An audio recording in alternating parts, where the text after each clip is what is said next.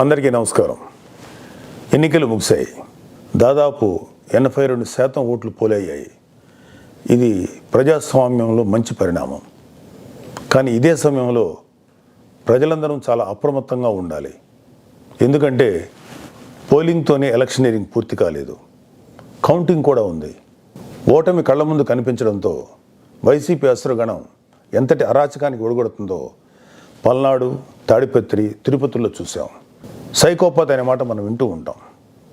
ఈ జగన్మోహన్ రెడ్డి కూడా ఆ కోవలోకి వస్తాడో లేదో తెలియదు, కానీ ఖచ్చితంగా అతను ఒక సోషియోపాత్.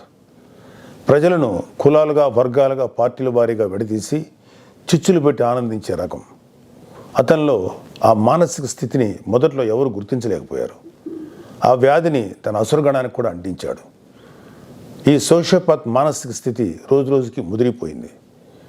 ఓటమి కనిపిస్తుండటంతో వైసీపీ ముఠాలు ఉన్మాదంతో ప్రజల ఇళ్ల మీద పడి అరాచకం సృష్టిస్తున్నాయి. మాచర్ల వైసీపీ ఎమ్మెల్యే సంబంధీకుల ఇళ్లలో పెట్రోల్ బాంబులు దొరికాయంటే ఫలితాలు వచ్చాక వీళ్ళు ఎంత రాక్షసత్వానికి తెగబడబోతున్నారో ప్రజలు గ్రహించాలి. తాడిపత్రిలో పోలీసులు కూడా తమను తాము రక్షించుకునేందుకు అగచాట్లు పడ్డారు. అంటే వైసీపీ ఎంతగా రెచ్చిపోతుందో అర్థం చేసుకోవాలి. వైసీపీకి ఓటు వేయలేదని తెలిసి ఇళ్లలో చొరబడి మహిళలను, పిల్లల్ని అందరినీ చావుగొట్టే పైశాచికత్వాన్ని పెంచింది ఎవరు? ఖచ్చితంగా ఈ జగన్మోహన్ రెడ్డి అనే చెప్పాలి. విశాఖపట్నంలోని కంచరపాలెంలో ఓ కుటుంబం కూటమి అభ్యర్థులకు ఓటు వేసిందని తెలిసి వైసీపీ గుండాలు ఆ ఇంట్లో మహిళలను, చదువుకుంటున్న పిల్లలపై దుర్మార్గంగా దాడి చేసింది. గర్భంతో పుట్టింటికి వచ్చిన మహిళపైన తీవ్రంగా దాడి చేశారు. అంటే వైసీపీ రాక్షసత్వం ఏ స్థాయిలో ఉందో తెలుసుకోండి. ఇలాంటివన్నీ తెలుసుకొని చిక్కటి చిరునవ్వులు చెందించే వ్యక్తిని ఏమనాలి? మహేష్ బాబు స్పైడర్ సినిమాలో విలన్ సూర్య గుర్తొస్తున్నాడు కదూ.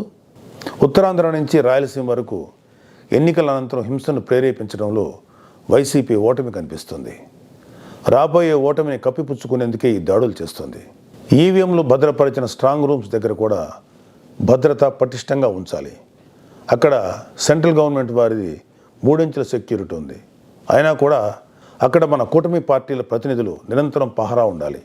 ముఖ్యంగా మన జన సైనికులకి, వీర మహిళలకి నా అభ్యర్థన ఏంటంటే, ఎక్కడైతే జనసేన పోటీ చేసిన ప్రాంతాల్లోని ఈవీఎంస్ భద్రపరిచిన స్ట్రాంగ్ రూమ్స్ ఉన్నాయో అక్కడ మన జన సైనికులు వాలంటీరింగ్ చేసి కాపులాగా కూర్చోవాలి.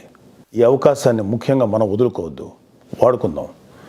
ఈ వైసీపీ దుర్మార్గులను ఏ దేశంలోనూ తేలిగ్గా తీసుకోవద్దు. వాళ్ళు ఏ అరాచకానికైనా, దౌర్జన్యానికైనా తెగబడతారు. ఆ మధ్యన అంటే 2-3 ఏళ్ల క్రితం అమెరికన్ ప్రెసిడెన్షియల్ ఎలక్షన్స్లో కూడా ఎక్స్ ప్రెసిడెంట్ డొనాల్డ్ ట్రంప్ ఇలాంటి లక్షణాలే కనబరిచాడు. ఎన్నికల్లో ఓడిపోతున్నాను అని తెలిసాక కూడా నేనే గెలుస్తున్నాను, గతం కంటే గట్టిగా ఓట్లు వచ్చాయని ప్రచారం మొదలెట్టాడు. ఫలితాలు వచ్చాక కూడా నానా యాగి చేసి కుర్చీ వదలంటే వదలని అలాగే భీష్మించి కూర్చుంటే వైట్ హౌస్ నుంచి పంపేశారు. దాదాపు ఇలాంటి లక్షణాలే మన ఆపద్ధర్మ ముఖ్యమంత్రి జగన్మోహన్ రెడ్డి కూడా ప్రదర్శిస్తున్నాడు. అందుకే మొన్నటికి మొన్న ఐపాక్ మీటింగ్లో కూడా తన పార్టీ గెలుస్తుందని గొప్పలు చెప్పాడు. అతని మానసిక స్థితిని వంట పట్టించుకున్న ఉత్తరాంధ్ర నాయకుడు ప్రమాణ స్వీకార ముహూర్తం, విశాఖలో స్థలం అన్నీ ప్రకటించేశాడు. జూన్ 4 తర్వాత వీళ్ళందరినీ విశాఖలో ఉన్న ఆ ఆసుపత్రిలో చేర్చాల్సిందే. ట్రంప్ లాగే జగన్ కూడా కుర్చీ వదులుకోవడానికి ఇష్టపడ్డాం. తన ఉన్మాద బృందంతో రాష్ట్ర వ్యాప్తంగా దాడులు, హింసకు తెగబడే ప్రమాదం లేకపోలేదు. దీనిపై కేంద్ర ప్రభుత్వానికి ఖచ్చితమైన సమాచారం ఉంది. అందుకే వచ్చే నెల 15వ తేదీ వరకు కేంద్ర బలగాలను మోహరించాలని చెప్పింది. మన వంతుగా కౌంటింగ్ ముగిసే వరకు కౌంటింగ్ కేంద్రాల దగ్గర, పార్టీ కార్యాలయాల దగ్గర కూటమి శ్రేణులు అప్రమత్తంగా ఉంటూ ప్రతి కూటమి కార్యకర్త ఈ కేంద్రాలను పర్యవేక్షిస్తూ ఉండాలి.